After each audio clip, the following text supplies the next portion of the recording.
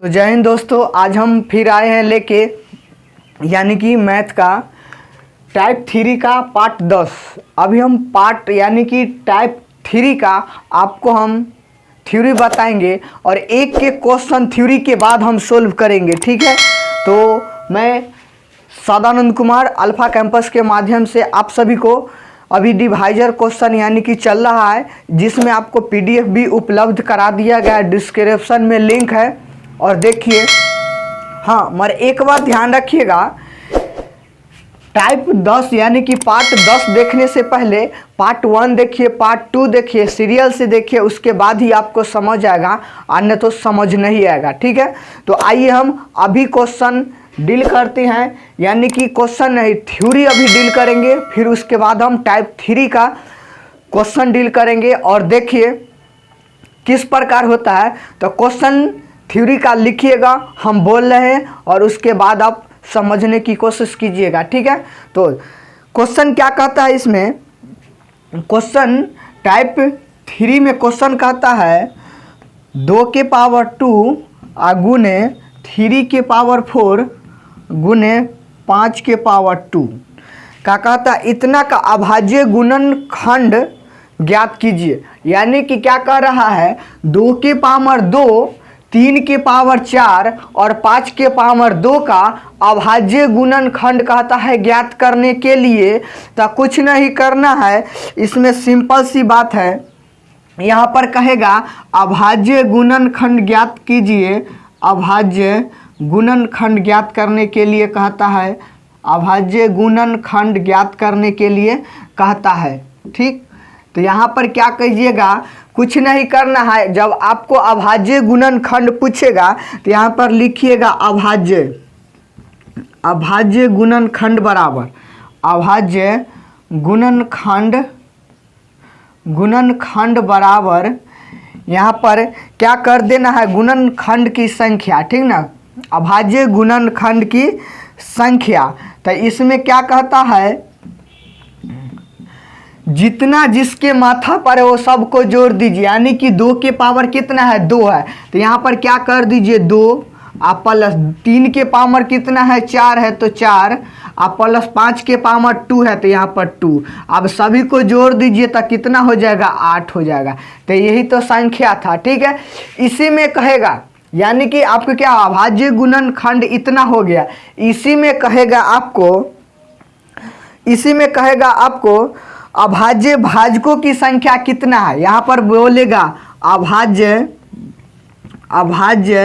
भाजकों की संख्या, अभाज्य भाजकों की संख्या कितना है, अभाज्य भाजकों की संख्या कितना है। तो कितना हो गया, 1 गो, 2 गो और 3 गो, यानी कि कितना हो जाएगा, ये 3 हो जाएगा। समझिए फिर से क्वेश्चन, यानी कि क्या कह रहा है, 2 के पावर 2, 3 के पावर 4 और 5 के पावर 2 का अभाज्य गुणनखंड की संख्या ज्ञात कीजिए। तो कुछ नहीं, इसको करना है जितना जिसके माथा पर रहे। यानी कि 2 के पावर कितना है, 2 है, 3 के पावर 4 है और 5 के पावर 2 है। तो सभी को क्या कर दिए, ऐड कर दिए तो कितना आ गया, 8 आ गया। यानी कि अभाज्य गुणनखंडों की संख्या कितना हो गया, यानी कि 8 हो गया। इसमें कहेगा अभाज्य भाजकों की संख्या, यानी कि अभाज्य भाजकों की संख्या कितना हो गया, 3।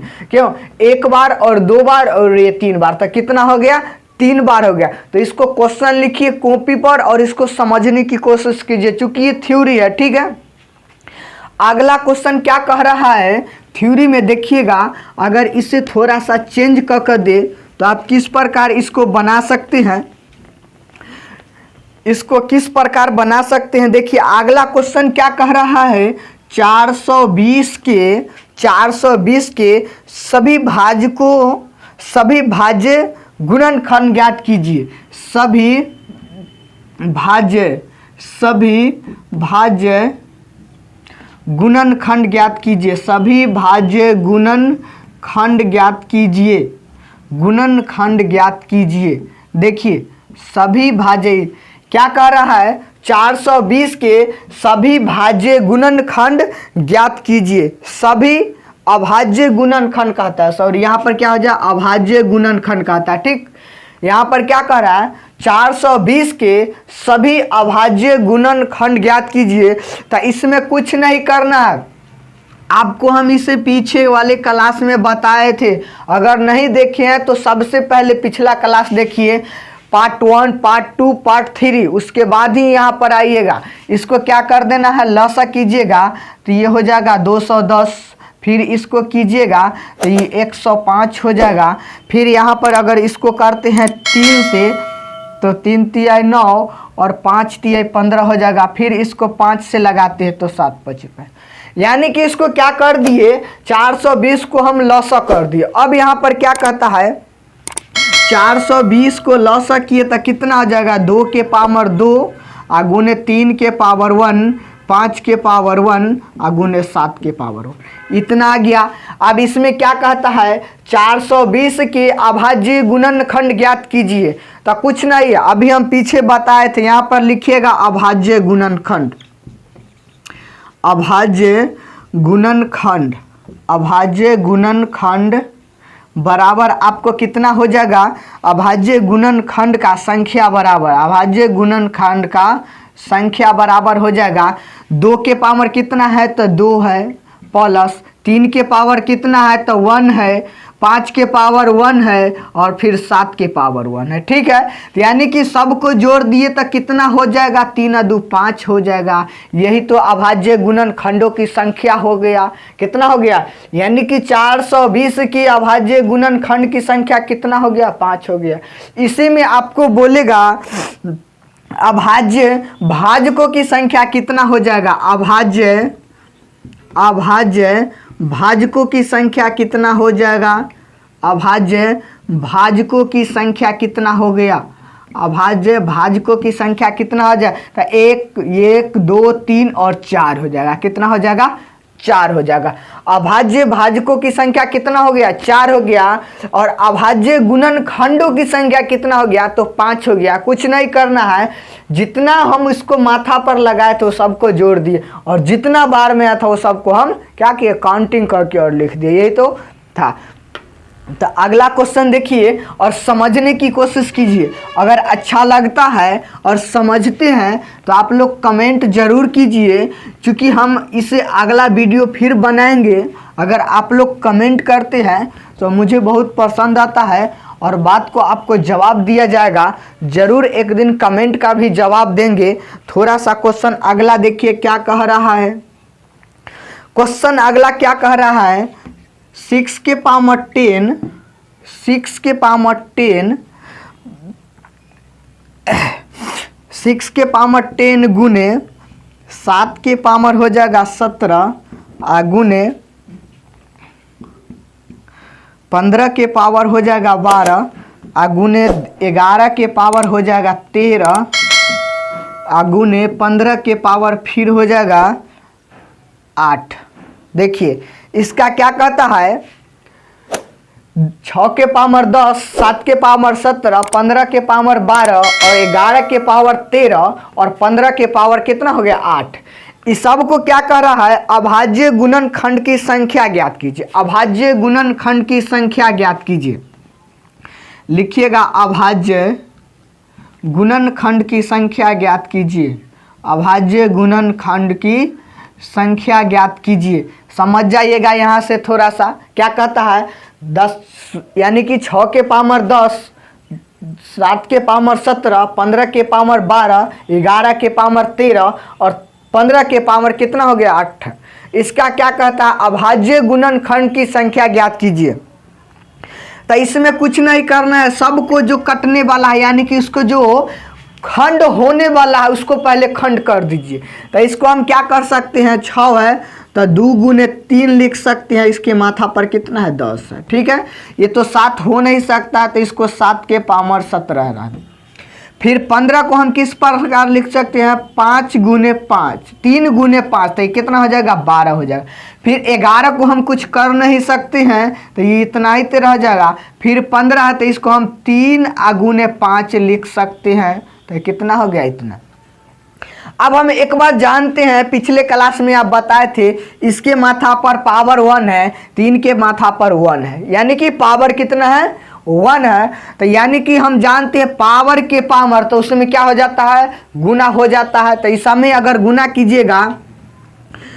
कीजिएगा तो कितना हो जाएगा, इसका पावर 1 है, इसका पावर 1 है, तो दोनों में अगर गुना कीजिएगा तो 10 10 होगा, यानी कि 10 इसका होगा 10 इसका होगा, तो कितना हो जाएगा, ये 20 हो जाएगा, ये 17 हो जाएगा, ये 24 हो जाएगा, ये 13 हो जाएगा, ये 16 हो जाएगा। क्योंकि क्यों, सब में इस पर 1 है तो इसका 8 हो जाएगा, फिर इसका 8 हो जाएगा, कितना हो जाएगा 8 8 मिलाकर 16 हो जाएगा। क्योंकि हम जानते हैं अभी जो जितना माथा पर सबको रहा वो सबको हम पावर में जोड़ के उसके बाद ही हल करते हैं, ठीक है।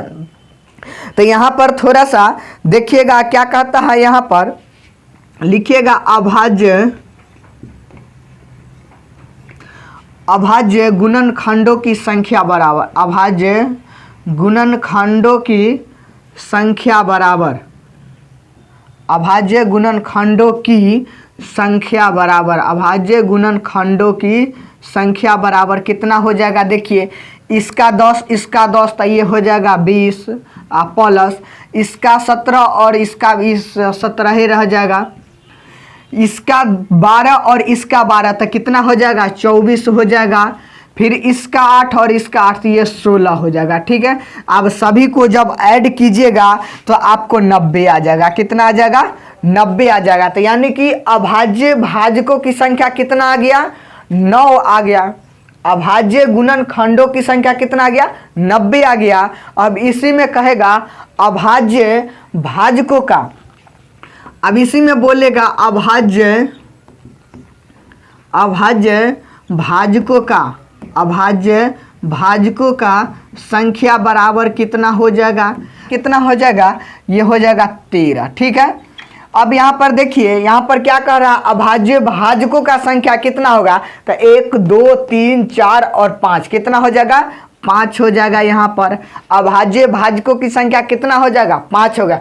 फिर से इस क्वेश्चन को समझिए, क्या कर रहा है 6 के पावर 10, 7 के पावर 17, 15 के पावर 12, 11 के पावर 13 और 15 के पावर 8 का अभाज्य गुणनखंडों की संख्या ज्ञात कीजिए। तो कुछ नहीं करना है, जितना ये खंड होगा उसको खंड कर, जैसे 6 के 3 गुने 2 लिख दिए तो ये खंड हो गया। 7 को हम कुछ कर नहीं सकते हैं, 15 को 3 गुने 5, 11 को भी कुछ नहीं कर सकते हैं, 15 को कितना हो गया 3 गुने 5। अब सभी को क्या कर देना है, जिसके पावर में जितना उससे गुना कर देना, उसको ऐड कर देना है। इसके पावर में कितना है 1 है, 1 से गुना कीजिएगा तो वो 1 रहे, 1 और 10 के गुना कीजिएगा तो 10 हो जाएगा। यहाँ पर उसी पर का क्या कहता है, अभाज्य गुणनखंडों की संख्या, अभाज्य गुणनखंडों की संख्या कितना, तो यानी कि इसका 20 तो 20 लिख दिए, यानी कि सभी को इस प्रकार लिख दिया, सभी को जोड़े तो कितना आ गया 90 आ गया, ठीक है। तो अभाज्य गुणनखंडों की संख्या कितना हो गया 90 हो गया। यहाँ पर क्या कर, अभाज्य भाजकों की संख्या भी इस प्रश्न में कहीं कहीं बोल सकता है, इस टाइप के प्रश्न में क्या कहता है, अभाज्य भाजकों की संख्या, अभाज्य भाजकों की संख्या कितना है तो 5 है। तो ये 5 कैसे है, इसको काउंटिंग कीजिए, 1 2 3 4 5, तो ये हो गया अभाज्य भाजकों की संख्या।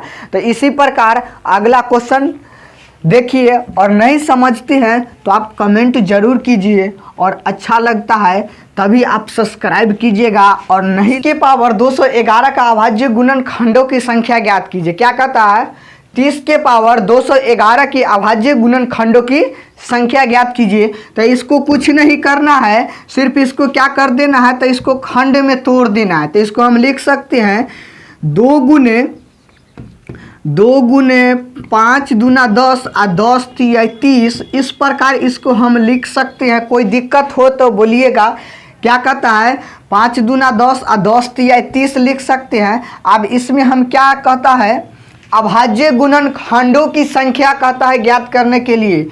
तो देखिए यहाँ पर क्या कह रहा है, कहता है अभाज्य गुणनखंडों की संख्या ज्ञात कीजिए।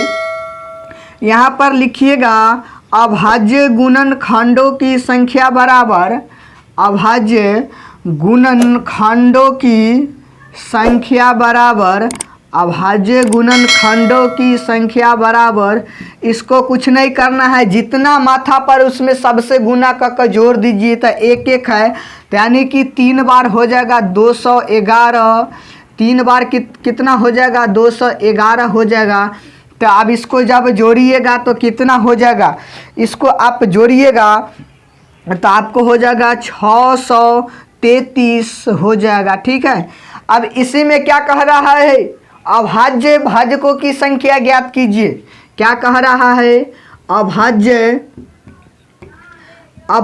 भाजकों का संख्या ज्ञात कीजिए। अभाज्य भाजकों की संख्या कितना हो जाएगा, देखिए कुछ नहीं करना है, अभाज्य भाजकों की संख्या कहेगा ज्ञात करने के लिए तो ये 1, 2 और 3 यही तो हो जाएगा अभाज्य भाजकों की संख्या। फिर से इस क्वेश्चन को समझिए, क्या कह रहा है, 30 के पावर 211 की अभाज्य गुणनखंडों की संख्या ज्ञात कीजिए। तो इसको क्या कर दिए, खंड कर दीजिए, खंड कीजिएगा फिर गुना कीजिएगा तो हमको इतना आएगा। अगर इतना आ गया तो हमको ये क्वेश्चन खंड किया हुआ सही है। देखिए क्या कहता है, इसको 5 दूना 10 और 10 तिया 30, तो कितना हो गया, इतना हो गया। अब क्या कह रहा है, अभाज्य गुणनखंडों की संख्या ज्ञात करने के लिए तो जितना माथा पर है सबसे गुना को ऐड कर दीजिए। तो गुना किए तो 3 बार आया इस प्रकार और इसको ऐड किए तो 633 हो गया। कितना हो गया, अभाज्य गुणनखंडों की संख्या 633 हो गया। इसी में क्या कहता, अभाज्य भाजकों की संख्या ज्ञात करने के लिए बोल रहा है। तो कुछ नहीं कीजिएगा, जितना बार है उसको काउंटिंग को लिख दीजिए, वही अभाज्य भाजकों की संख्या हो जाएगा। तो अभी भागिएगा नहीं, अभी और क्वेश्चन देखिए, थ्योरी है, पार्ट 10 चल रहा है और टाइप 3 का ये थ्योरी चल रहा है। एकदम पूरा एकदम हिला कर बना देना है, एक भी क्वेश्चन नहीं छूटना चाहिए। ठीक है, देखिए अगला क्वेश्चन लिखिएगा, क्या कह रहा है। अगला क्वेश्चन कहता है, अगला क्वेश्चन क्या कहता है, 30,000 30 में काय दहाई सैकड़ा हजार 10,000। चलिए ठीक है, 30,000 30 के अभाज्य, 30,000 30 के अभाज्य गुणनखंड कितना हो जाएगा, गुणनखंडों की संख्या कितना हो जाएगा। देखिए सब उसी टाइप पर क्वेश्चन है, खासकर थोड़ा सा चेंज हो रहा है, अंक चेंज हो रहा है, उसका पावर चेंज हो रहा है, उसको क्या कहता है गुना में दे देता है, पावर में दे देता है। थोड़ा सा अंक इसमें क्या कर दिया है, बढ़ा दिया है, तो कुछ नहीं करना है। इसमें क्या कह रहा है, 30,000 30 के अभाज्य गुणनखंडों की संख्या क्या होगा और अभाज्य भाजकों की संख्या क्या होगा। तो इसको भी कुछ नहीं करना है, साइड में हम इसको लॉसा कर चुके हैं। तो अगर इसको लिखिएगा तो कितना हो जाएगा, ये हो जाएगा, इसको आप लिखिएगा तो इतना का अभाज्य है, यानी कि हम लॉसा किए तो कितना हो जाएगा, 2 के पावर 1 हो गया और 3 के पावर 1, 5 के पावर 1, 7 के पावर 1 और 11 के पावर 1 और 13 के पावर भी 1 हो गया। देखिए इतना का आप गुना करके देखिए, अगर इतना आ गया तक लसा किया हुआ सही है और नहीं तो लसा किया हुआ क्या हो जाएगा, गलती हो जाएगा आपको। ठीक है, यहाँ पर अब क्या कह रहा है, अभाज्य गुणनखंडों की संख्या क्या होगा। तो लिखिएगा यहाँ पर अभाज्य गुणनखंडों की संख्या, अभाज्य गुणनखंडों की संख्या बराबर हो जाएगा, आपको जितना माथा पर है ना सभी को जोड़ दीजिए, वही अभाज्य गुणनखंडों की संख्या कितना हो जाएगा। 1 2 का पावर कितना है 1 है, 3 का पावर कितना है 1 है, फिर 5 का पावर 1 है, 7 का पावर 1, 11 का पावर 1 और 13 का पावर 1, सभी को ऐड कीजिएगा तो कितना हो जाएगा, 1 2 3 4 5 6। यानी कि आपको जो आ गया अभाज्य गुणनखंडों की संख्या कितना आ गया, तो 6 आ गया। इसी में क्वेश्चन कह रहा है 30,030 के अभाज्य भाजकों की संख्या कितना होगा? तो यहां पर लिखिएगा अभाज्य भाजकों की संख्या, अभाज्य भाजकों की संख्या बराबर हो जाएगा आपको, ये भी कितना हो जाएगा? ये भी 6 होगा। चूंकि क्यों? चूंकि जानते हैं 1 2 3 4 5 6 यानी कि जितना काउंटिंग करके आता है उतना ही 23 में क्या हो जाएगा? ऐड हो जाता है। तो यही हो जाएगा आपको अभाज्य भाजकों की संख्या। ठीक है, तो एक क्वेश्चन और देख लीजिए, एकदम अभी भागिएगा नहीं, एक क्वेश्चन और देखिए। एक क्वेश्चन अगर समझ आता है तो दोस्तों के साथ शेयर जरूर कीजिए, नहीं आता है समझ नहीं शेयर कीजिए। समझ आएगा नहीं ऐसा तो हो नहीं सकता है। आपको एक एक हिसाब हम समझा देंगे, जो पीडीएफ दिया गया है उसमें से एक एक हिसाब समझा देंगे। थोड़ा सा इस क्वेश्चन को लिखने का आप कॉपी पर कोशिश कीजिएगा। क्या कहता है क्वेश्चन? 125 के दो पूर्ण संख्यांकों का गुणनखंड के व्यक्त करने के कितने तरीके हैं? देखिए, तो इसको भी कुछ करना नहीं है, यानी कि कहता है इसको कितने रूप से आप यानी कि व्यक्त करने की कितने तरीके हैं, गुणनखंडों की माध्यम से व्यक्त करने की कितने तरीके हैं। तो इसको क्या कीजिएगा, 125 को आप लसा कीजिएगा। तो इसको हम 5 से लगाएंगे, तो 5 से लगाएंगे तो 25 125 हो जाएगा, और फिर इसको हम 5 से लगाएंगे तो 25। ठीक है, अब इसमें क्या कहता है, अगर इसको कीजिएगा 125 के तो कितना आ जाएगा? 5 के पावर 3 आ गया। अगर इस टाइप का क्वेश्चन आपको पूछे तो कुछ नहीं करना है, यहाँ पर लिखिएगा भाजकों की संख्या बराबर, भाजकों की संख्या बराबर आपको हो जाएगा, इसके माथा पर 3 है उसमें 1 जोड़ दीजिए। ये पीछे हम बताए थे कितना हो गया? 4 हो गया। अब इसमें क्या कहता है, 125 के दो पूर्ण संख्या के गुणनफल यानी कि कितने तरीके हो जाएंगे? तो यहाँ पर लिखिएगा दो पूर्ण संख्या के गुणनफल बराबर क्या हो जाएगा? गुणनफल बराबर आपको हो जाएगा n/2 हो जाता है, तो इसको 4 और बटा में 2 कितना हो जाएगा? ये 2। यानी कि क्या कहता है, 125 के 2 ही तरीका है, उससे आप क्या कर सकते हैं? उसको व्यक्त कर सकते हैं। ठीक ना? तो ये टाइप 3 का यानी कि पार्ट 10 था, और टाइप 3 का ये थ्योरी का क्वेश्चन था। ठीक है, तो आगे हम मिलेंगे आपको, यानी कि टाइप 3 के क्वेश्चन के साथ मिलेंगे, वो भी पीडीएफ रूप में आपको दिया जाएगा। अगर अच्छा लगता है तो शेयर कीजिए, और नहीं अच्छा लगता है तो शेयर नहीं कीजिए। मगर एक बात हम कहते हैं, सफलता मिले या न मिले ये तो मुकद्दर की बात है, और हम मेहनत न किए ये तो गलत बात है। मेहनत हमको करना है, और आप लोग का अगर कमेंट होगा तो हम मोटिवेशनल वीडियो भी लेके आएंगे। क्योंकि हम धीरे धीरे सेटअप पूरा जोड़ कर लिए हैं, और सेटअप के माध्यम से आपको एक पर एक हम आपको ट्रिक देंगे, एक पर एक हम मोटिवेशनल वीडियो प्रोवाइड कराएंगे। और हाँ, पीडीएफ भी अगर आपको लेना चाहते हैं तो आप कांटेक्ट कर सकते हैं पीडीएफ के लिए। आप इस नंबर पर कांटेक्ट कर सकते हैं पीडीएफ के लिए, अगर आपको पीडीएफ चाहिए तो। ठीक है, और नहीं तो डिस्क्रिप्शन में लिंक दे दिया गया है, आप अवश्य इस पीडीएफ के माध्यम से पढ़िए। एक एक क्वेश्चन हम सोल्व करेंगे, डिवाइजर से एक क्वेश्चन परीक्षा में नहीं छूटेगा। तो जय हिंद दोस्तों, आज इतना ही थे।